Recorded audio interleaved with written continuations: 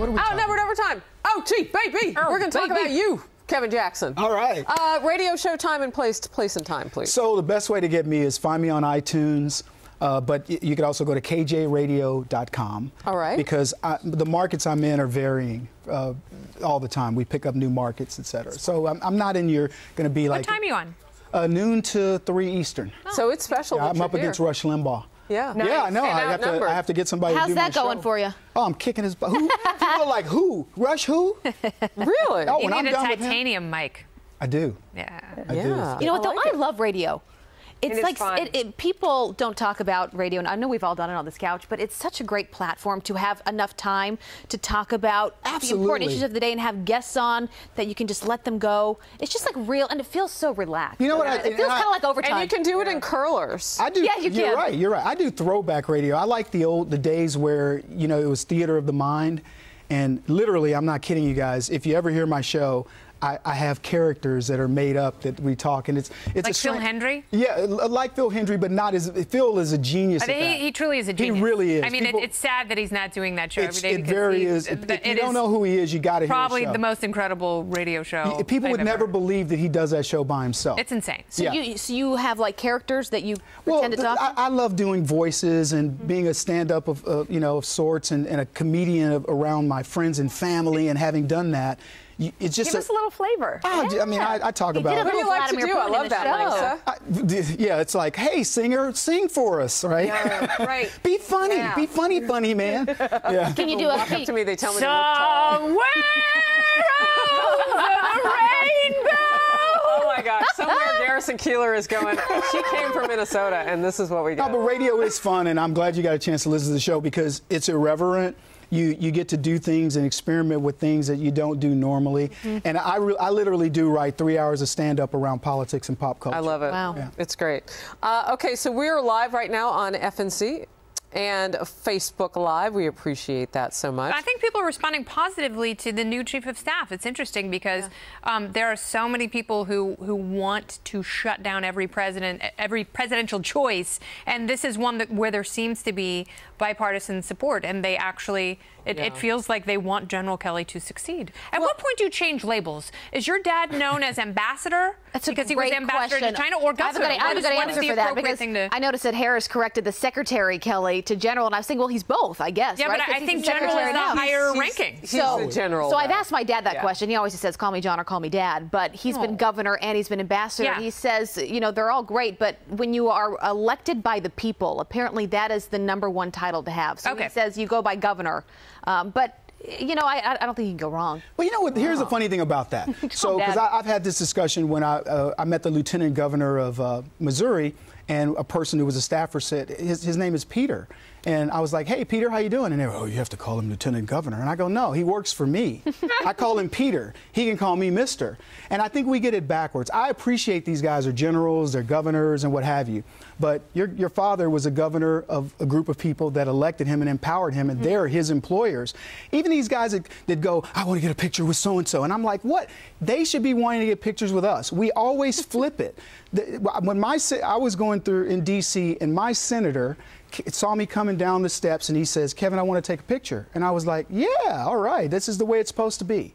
So, and I'm not even being facetious. Like that. No, I understand. Yeah, I think that we give so much power to these titles and things. Now, the generals have earned it. And I'm not saying your father and governors didn't, but I don't employ a general. He signs up and puts his life on the line. Yes, you do, actually. Well, your taxes pay for $600 billion. Yeah, but I pay for cops, I pay for everybody. But I didn't hire him to go do this job. But Kevin, you're making the point that if you are a general and you've served this country, you are paying the ultimate sacrifice to fight for our freedoms. And I think that goes back to Kennedy's point of just the amount of respect on both sides of the aisle that people have and want to have for General John Kelly. And I think that's why President Trump likes to surround himself with the generals, because there's not a lot of bad stuff you can say about them. But it's also an intriguing part of life that he hasn't participated in, and I think he has idealized that. And I think it's one of the more military schools, so maybe that's where. But it's one of the more interesting aspects of his personality, because he does have a tremendous respect for the military, and it will be interesting to see. But I have a question for you, Kim. Yeah.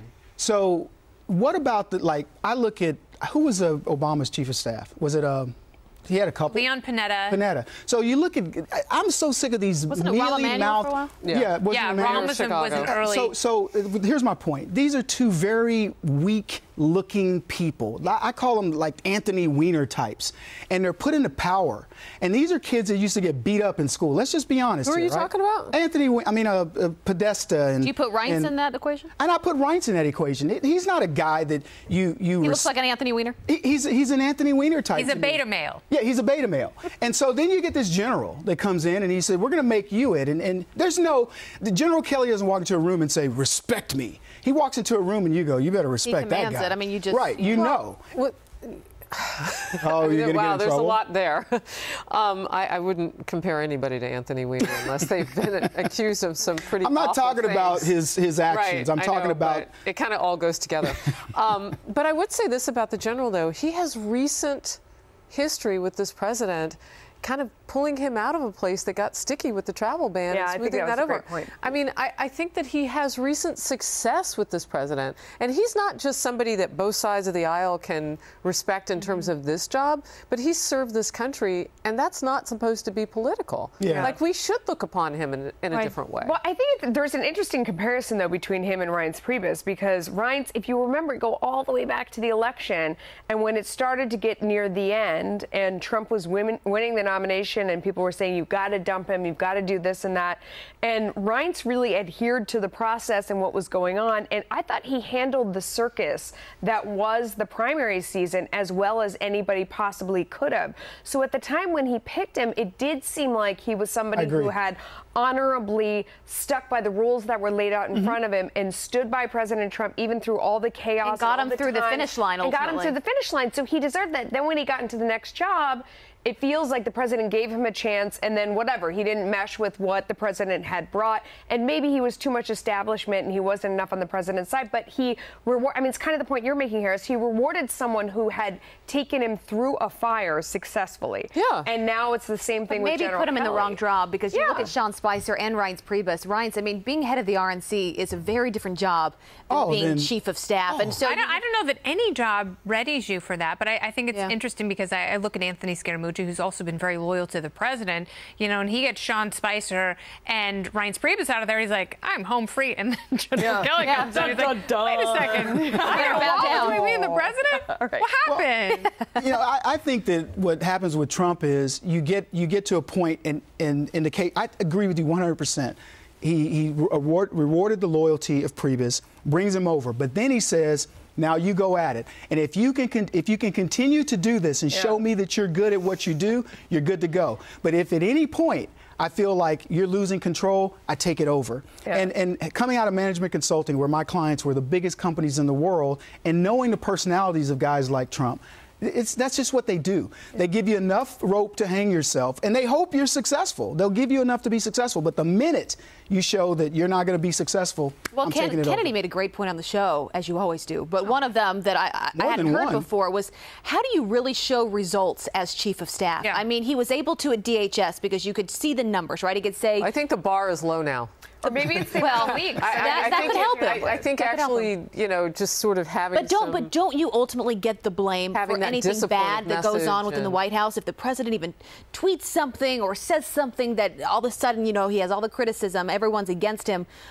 Aren't you aligned with that as the chief of staff? Yeah, I mean, it's a big job. There are a lot of layers. You have to, you know, as you guys laid out, you have to be in charge of the policy. You have to steer the president's policy. You have to be in charge of the president's schedule. You have to manage all the personalities. You have to be the go-between between the president, Congress, and the cabinet. He's been a member of the cabinet, and I think that is a plus for him. But I also think it's very different than being sort of isolated and running your own department, as opposed to really having a hand in the entire presidency. And controlling President Trump. Well, if that's even possible. Well, I don't think you're going to do that. But when I was doing management consulting, I asked an executive assistant one time, because she just got overlooked. The president should want to be managed, though. Well, to a degree. If he wants to be successful, I think he should want to be... And listen. I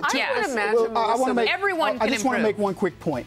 I asked this person, What is the biggest deal? She says, maximizing my boss's free time. Yeah. Your job is to keep the riffraff away from him. And I think that that's what the general is going to have to do. A lot of riff and quite a bit more wrath. Wow. Okay. Sorry, good to see you. Good to see everybody. We're going to roll up on out of here. We'll see you tomorrow. Sorry to interrupt.